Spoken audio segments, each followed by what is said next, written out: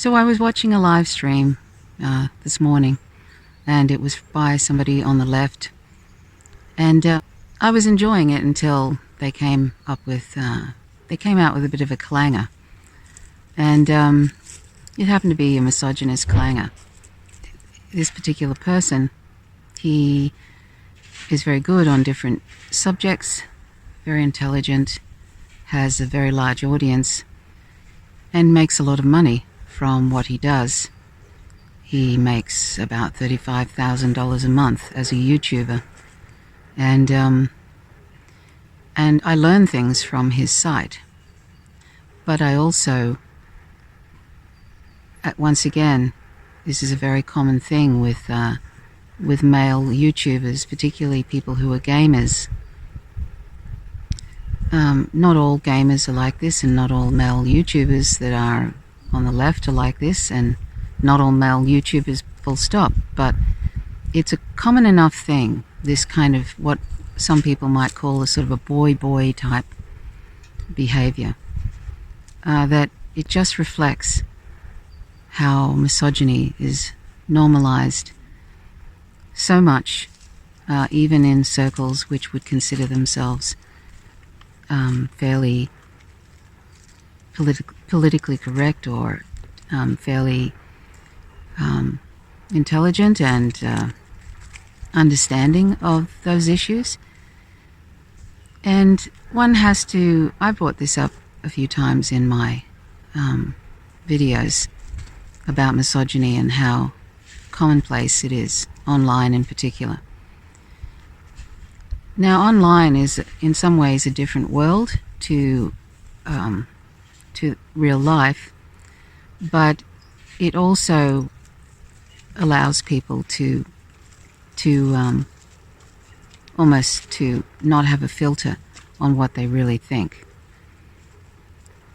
And so these kinds of attitudes will come out much more easily, particularly when people are anonymous, which most people online are. There's a license really that anonymity gives people to just say what they think. And there isn't much pushback from social media platforms about that, even though they claim that they hold up community standards. That's actually really not the case, because there's plenty of other sorts of discriminations besides misogyny and sexism on these platforms. And when you report them, they'll say that does not contradict our community standards. So back to misogyny. The kinds of misogyny that I'm talking about that this particular person engaged in this morning on this live stream, in amongst lots of intelligent commentary. I'll give you an example which sort of shows the level of, for example, this particular person, he was talking about how as gamers, if you want to, he was putting down people who, do the racing car driving games. Now, I'm not familiar with the whole gaming thing. I know of gamers, and I know that there are a number of YouTubers that play games from Twitch, and including Chelsea Manning, who plays games from Twitch. Chelsea Manning, the hero whistleblower. So it's a thing, and maybe one day I might even engage in, a lot of them do live streams, and they talk to the people in the chat while they're playing these games. It's an interesting phenomenon. I don't quite understand it, because oddly enough, a lot of people are playing games where they're blowing people up with guns and stuff, while at the same time pushing against, war and pushing against violence against different minority groups. So it's kind of funny to me, but I can kind of understand it. It's kind of, but anyway, that's for another thing. But the example that sort of made me want to drop out of the live stream, which I did, was saying to this person who was playing, who liked to play car driving games, he sort of said there's no real skill in that particularly. And he said basically he said if you want to impress, women in the gaming field, the car driving thing is just not it. And the way he said it was, if you see a goth woman, if you're at a gaming convention type thing, and you see a goth woman in a room, and she has, and I quote, big boobies. I mean, I didn't even know people spoke like that still, but apparently, okay. So if she has big boobies, and she's fine looking kind of thing. I can't remember what he used, but that's sort of the crux of it. You're not going to basically be able to crack onto her. He didn't use those words either. I can't remember what it was. If you're saying something like, well, I can do this game driving cars backwards with my eyes closed, that's not going to do it for them. You won't end up sort of hitting on them successfully, sort of thing. So this came out of sort of nowhere, like in amongst intelligent conversation about various issues. This sort of misogyny kind of popped up out of nowhere and then disappeared, and then it was back to intelligent conversation. It's almost like they had, a brain dead moment, and then they came back to, reality, and off they went again. The thing is, it wasn't a sort of a brain dead moment. It's just below the surface misogyny, and a good example of where people are at is when they really dislike a public figure, a female public figure, and they resort to misogyny to criticize them, and you often see that. That's a sort of a good litmus test sometimes for where people are at in misogyny, or if some woman has really upset them, that they reach for misogyny to, instead of criticizing the content, they reach for misogyny to make a point. And you often see that. I've had that happen to me when I had good connectivity with the internet, and I was doing live streams on a Facebook page with a lot of members, and occasionally you'd have someone, I was called on this live stream an effing C. I won't use the word just because the algorithms pick it up, but you know what I'm saying. Just out of nowhere, because if you're not criticizing the content, if you're using a particular slur and smear or discriminatory language, then you don't have any argument. That goes for when I'm talking about veganism, and that's what I was talking about at the time, and that's what they resorted to as because they didn't like what I was saying. Misogyny, and that happens. There's a whole different sort of a level that women have to kind of think about before that male gamers and male YouTubers don't have to put up with. I've been criticized about my appearance on occasion. Instead of thinking about the content, they'll say something about my lips, which I have a couple of sun-damaged spots on my lips because I lived in Queensland for most of my life, and the sun is very vicious there, and despite my not actually going out into the sun a whole lot when I was there, I have fairly fair skin, I have a Scots background, and so therefore I was affected by the sun, even the reflections of sun. So I have some sun-damaged bits on my lips. And so every so often someone will point it out and then try and attach that to veganism as if my diet has something to do with it. No, it doesn't. But, that's the nature of when you don't have an argument, that's what you reach for. But that probably wouldn't be what that person reached for, that if they were commenting, if they disagreed with what a male YouTuber was saying, they probably wouldn't criticize their appearance. And what's sort of disturbing about this kind of thing is that it is so normal that, say for example, if this particular YouTube influencer that I was mentioning before, say if he said something that was very similar to, that was the same level about, say, black people. And by the way, this person is very trans-friendly too. He's very good at trans issues. So that makes it even more bizarre that he resorts to kind of misogyny every so often, and it just kind of flits in and flits out. It's not like an ongoing thing. But it's there, and it is accompanied with the boy sort of, the very kind of this very arrogant and not wanting people to particularly question some things that he says. That whole boy thing is it can be a real gamers thing. It can be a real YouTube influencer thing, of having to be extremely confident and sort of arrogant and kind of sort of almost shouting your way through. It's Alex Jones is an extreme example of that, and he's sort of unhinged and there's all sorts of problems with Alex Jones. He's an extreme, but there are levels of that, kind of just shouting about everything as if that makes your opinion more important. But it's also propping up the idea, particularly if you're on the left, that there are some men that feel they have to do that kind of arrogance, shouty thing to fend off this idea that if you are sensitive about left issues like trans issues and different issues that anti-racist, etc., if you're sensitive about them and you're talking about them, that somehow they kind of in some ways bought into this narrative that you're sort of weak, that you're a bleeding heart or something. That's a patriarchal myth of ginormous proportions that is still living in the minds and hearts of some people, some men on the left.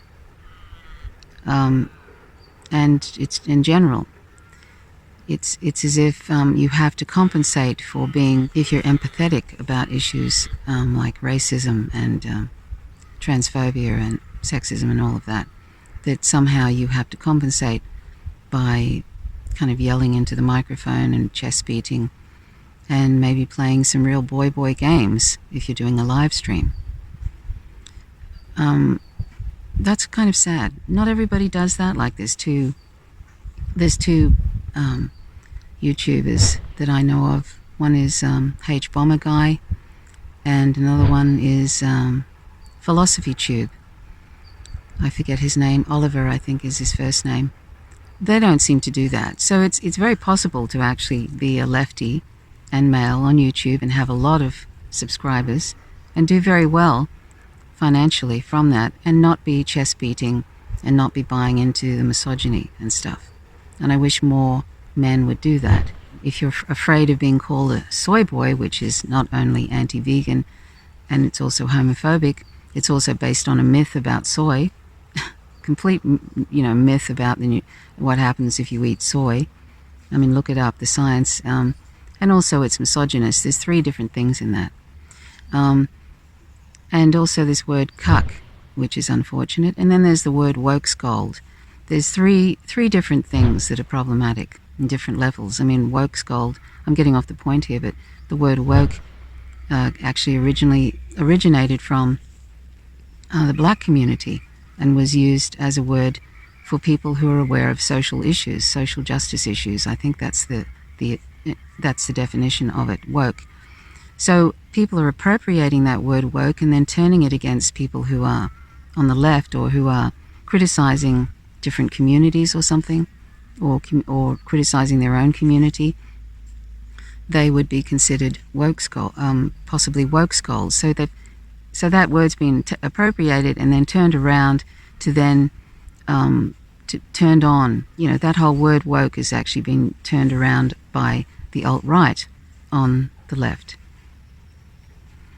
So I'm getting off the track here, but the misogyny thing, I could actually talk about that for ages, but the misogynist attitudes drive the epidemic of violence against women. That's the bottom line.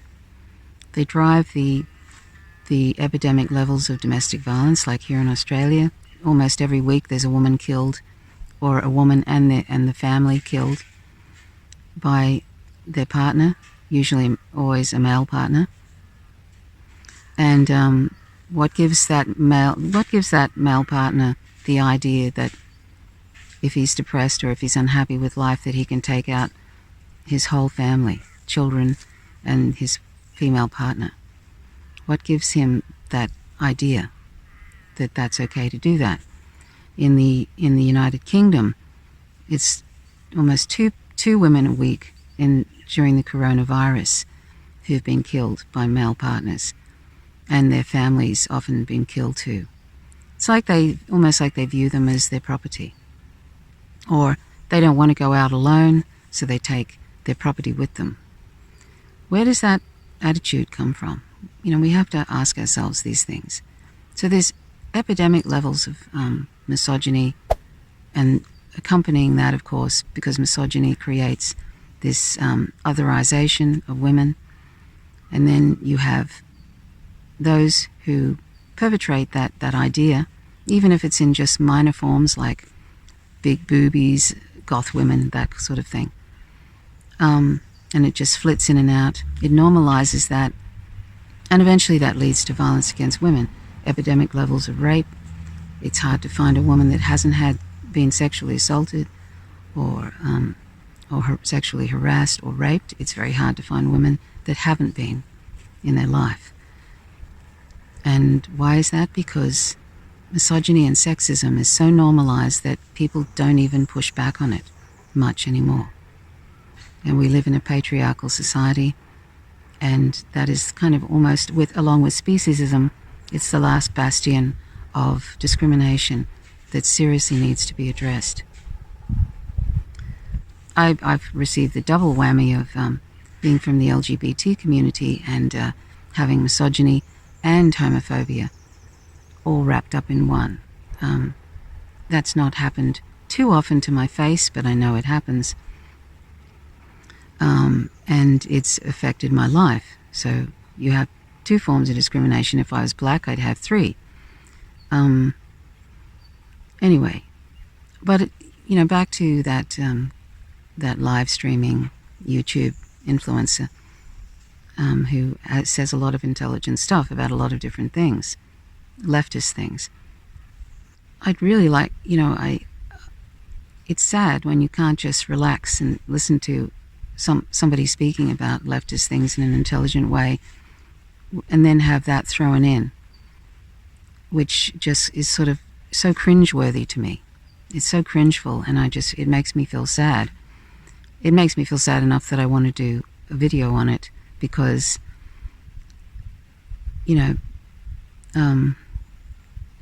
speciesism too and misogyny and sexism are very closely related too, because speciesism, which drives animal use, that's pretty much invisible. Most people just, animal use is like eating, wearing, and using animals is like eating, and it's like breathing, really. And in some ways, misogyny is sort of almost like that too. This attitude. I mean, it's like when people are unhappy with the world, well, you can turn on women. You can burn them at the stake for whatever reason, a few centuries ago. You can make sure that they have no voice in elections. You can take them out and their children if you hate them because they may have rejected you. The list goes on. You can rape them when you know them well and they trust you. It's a very dangerous thing, sexism and misogyny. And yet, it's just under the surface, just below the surface. And it's the last bastion, one of the last bastions besides speciesism, which drives animal use. And that's why I'm vegan, because animals are not our property. It's the last bastion of something that needs to be seriously addressed. But it's actually something that probably won't be addressed, because if you don't have toxic masculinity in a patriarchal society, then who's going to fight your oligarch? Who's going to fight wars for the oligarchs? Who's going to be cannon fodder? That's a part of it. And also, if there's 50% of the planet's population are male, then you have a stake in keeping that going, because that gives you the upper hand in a lot of areas in life, whether it's in the business world or just in in a local group where you get the bigger voice because people look to you. They're so used to the male voice being more important than the female voice that they tend to take the male voice more seriously. It works on many levels. Keeping misogyny and sexism going in the world works on many levels, particularly when you're on the winning team, so to speak, if I can put it like that. Anyway, that's really all I wanted to talk about today. I just felt sad when I heard that. I just feel sad when I hear clangers, misogynist clangers, that lead to violence against women. And it's so normalized. And there are people in these streams, I'm sure there are women that feel uncomfortable about it, but they don't say anything because it's so normal that the pushback and almost like saying, don't be so sensitive, he's just joking. You know, don't be so sensitive.